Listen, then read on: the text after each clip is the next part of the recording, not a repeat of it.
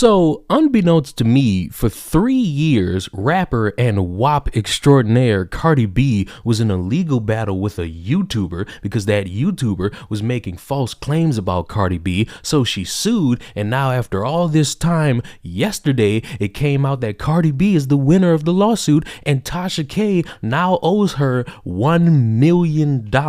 After a nearly 3-year fight, Cardi B has won her federal libel case against YouTuber Tasha K. The MC is being awarded at least $1 million in the case against the YouTuber, whose real name is Latasha Kibi. Kibi was found liable on 3 separate counts after claiming Cardi was a prostitute, took drugs, and contracted STIs, among other things. A future hearing may determine possible punitive damages that Kibi owes Cardi. Monday's verdict followed a 2-week trial, and Cardi was awarded $1.25 million in damages, with the potential of that money growing. Cardi's legal victory comes after she testified earlier this month that she felt extremely suicidal in response to the YouTuber's claims, and that she also felt defeated and depressed. "I didn't want to sleep with my husband." Cardi, represented in the case by Lisa F. Moore and William A. I'm not even going to attempt that, of Moore, again, I'm not going to attempt that, LLC, and by Gary Aldman and Sarah M. Matz of Aldman Matz PC, also said that she had to go to therapy as a result of the claims,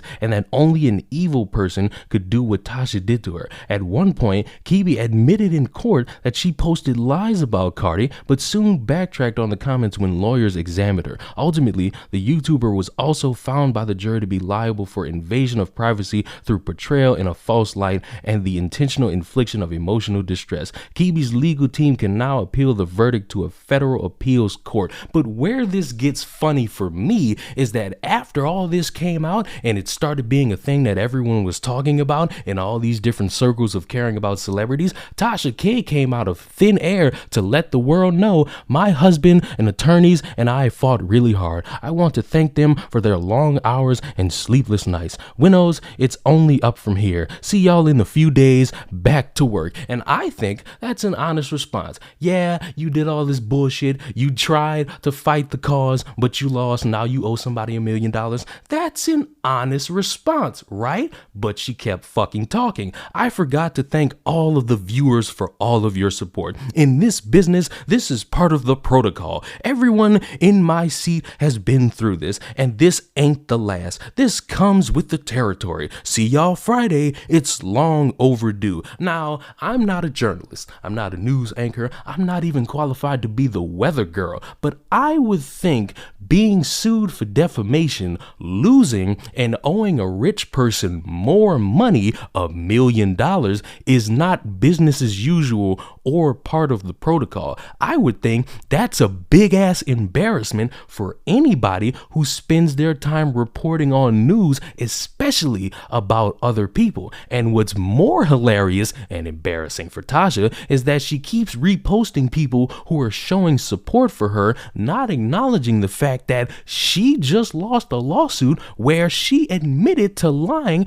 but then backtracked because she thought she could save her ass. It is embarrassing that there is at least one human being who is on YouTube making the dumbest claims possible about why Tasha K could have possibly done this. People said, all right, why are you on Tasha K's side? Because I knew from the publicity part, this is great publicity for Tasha K. She's trending on Twitter, MSNBC talking about it, CNN talking about it, The Shade Room talking about it, The Neighborhood Talk talking about it, Hollywood Unlocked, Ball Alert, just to name a few.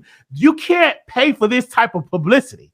Cardi B have made Tasha K more famous. So maybe that is, I'm going to say this, breaking news.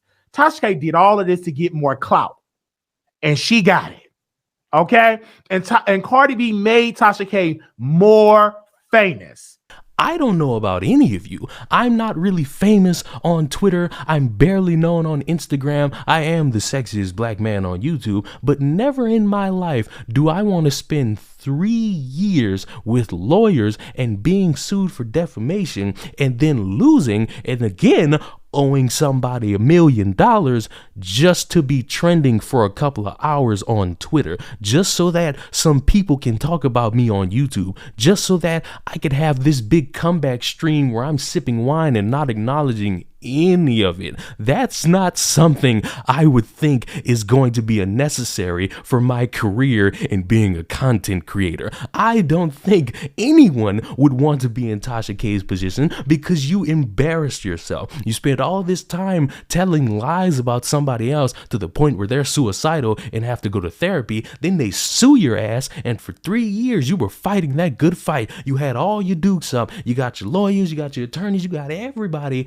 and you lose. And you mean to tell me, in this man's infinite wisdom, it's all because it was the trend? Oh, Cardi B made her more popular. Oh, all these places are talking about her. Yeah, they're talking about how she's a dumbass who lied about Cardi, and now how she owes Cardi $1 million. Whoa, who else would have thought that that was going to be the greatest outcome? All publicity is not good publicity. I get tired of people thinking that that's the way to grow on any of these platforms. If you got no talent, just say that. If you got no charisma, you got nothing going for you, you're just a boring human being who has to lie about people to get money and views, just say that, but at least have the balls or the titties to own it. Because when you do things like this, you are inviting more people to criticize you rightfully. Now, of course, they're going to be the people who sit there and say, oh, you're hating on a black woman. Oh, how dare you? That's a black content creator. She's influential to the black space. But I'm still on Tasha K's side